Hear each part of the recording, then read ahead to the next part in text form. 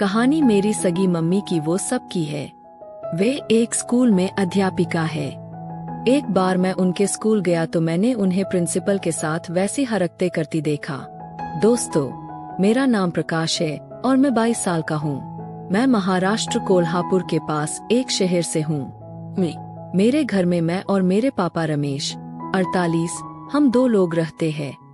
मैं जब किशोरवय का था तभी मेरे पापा का एक्सीडेंट हो गया था और उनकी कमर में गहरी चोट आ गई थी। इसलिए पापा से कोई काम नहीं होता था। वे पानी की बाल्टी तक नहीं उठा सकते थे। यहाँ तक कि उन्हें चलते वक्त भी दर्द होता था। इसलिए मेरे पापा घर में ही रहते थे। मेरी माँ अब हमसे अलग रहती है। वे एक प्राइवेट स्कूल में पढ़ाती है। मेरी माँ दिखने में सांवली है, पर उनका फिगर बहुत ही कमाल का है। मेरी माँ हमेशा बहुत सच संवर कर रहती है और वे मेरे पापा से जानबूझकर झगड़े करती थीं। यह कहानी आज से 5 साल पहले की है, जब मैं जवान हो गया था और हम तीनों साथ में रहते थे। मेरी माँ सुबह 9 बजे खाना बनाकर तैयार हो जाती थीं और बहुत ही सज संवर कर स्कूल जाती थीं। मैं भी सुबह अपने स्कूल चला जाता था। घर में सिर्फ पापा रहते थे। एक दिन दोस्तों के साथ फिल्म देखने का प्लान बना तो हम सभी पैसे जमा करने लगे। मैंने दोस्तों से बोला कि मैं कल पैसे लेकर आता हूँ, आज मेरे पास नहीं है। वैसे भी हम लोग कल जाने वाले हैं। मेरा दोस्त अक्षय बोला, हाँ ठीक है, कल तू सीधा थिएटर पर मिल जाना। फिर मैंने सोचा कि क्यों ना मम्मी के स्कूल जाकर उनसे पैसे मांग लूं। मैं दोपहर 1 बजे मम्मी के स्कूल गया और उनको ढूंढने लगा। तभी मैंने देखा मम्मी और प्रिंसिपल स्कूल के गार्डन में टहल रहे थे। मैं उनकी तरफ जाने लगा था। मैंने देखा कि अचानक से प्रिंसिपल ने मेरी मम्मी की पीछे दबाया और हंसने लगे। मम्मी ने उनके हाथ को हटाया और सर के सामने खड़े होकर हंसती हुई बातें करने लगी। मैं थोड़ी देर के लिए एक दीवार से लगकर छुप गया और उधर ही खड़े होकर उन दोनों को देखने लगा। कुछ देर बाद प्रिंसिपल सर ने इधर उधर देखा और वे मम्मी के दोनों दबाने लगे। मम्मी ने फिर से उनके हाथ को हटाया। फिर माँ हंसती हुई आगे को आई और उन्होंने सर को हल्के हाथों से थप्पड़ मार दिया। वे दोनों हंसने लगे।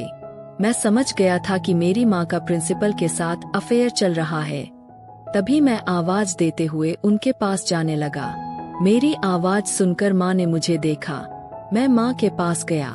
माँ, बेटा तू यहाँ क्या कर रहा है? मैं, माँ मुझे आपसे काम था।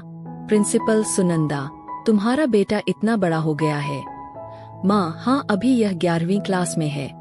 बेटा, ये संजय सर है, स्कूल के प्रिंसिपल सर। मैं, नमस्ते सर। संजय सर, नमस्ते बेटा। माँ, क्या काम था बेटा? माँ, मुझे 500 रुपए चाहिए थे। माँ, पिछले हफ्ते ही तो दिए थे तुझे पैसे, अब नहीं मिलेंगे। मैं, प्लीज मम्मी मुझे काम है। माँ, मैंने बोला ना कि नहीं है, अब घर जा चुपचाप। संजय सर, रुको बेटा, ये लो पैसे। माँ, आप क्यों दे रहे हो? मत दो, ये दोस्तों के साथ उड़ा देगा। सर, अरे अभी उसकी उम्र है एंजॉय करने की। फिर मैं पैसे लेकर घर आ गया और शाम 5 बजे माँ भी घर आई। मैं माँ और प्रिंसिपल के अफेयर के बारे में सोच रहा था और मुझे बहुत बुरा महसूस हो रहा था। मेरे दिमाग में बहुत बुरे ख्याल आ रहे थे कि मेरी माँ किसी दूसरे मर्द को ऐसे छूने दे रही है, तो उन दोनों में वो सब भी हुआ होगा। प्रिंसिपल दिखने में तो कितना काला है और उसके सर पर बाल भी नहीं है, फिर भी मेरी माँ उनसे कैसी पट गई। मैं यही सब सोचने लगा। फिर रात को हम सबने खाना खाया और सोने लगे। अगले दिन रविवार था तो सुबह उठने की टेंशन नहीं थी, इसलिए मैं मोबाइल चलाने लगा। कुछ देर बाद माँ ने मुझे सोने को बोला तो मैं मोबाइल रखकर सोने लगा, पर मेरे दिमाग में माँ और संजय सर के बारे में ही ख्याल आ रहे थे। मेरे घर में एक ही बेडरूम था और एक हॉल और किचन। हम सब बेडरूम में ही सोते थे। मैं और पापा बेड पर सोते थे और माँ नीचे गद्दा बिछाकर सोती थीं।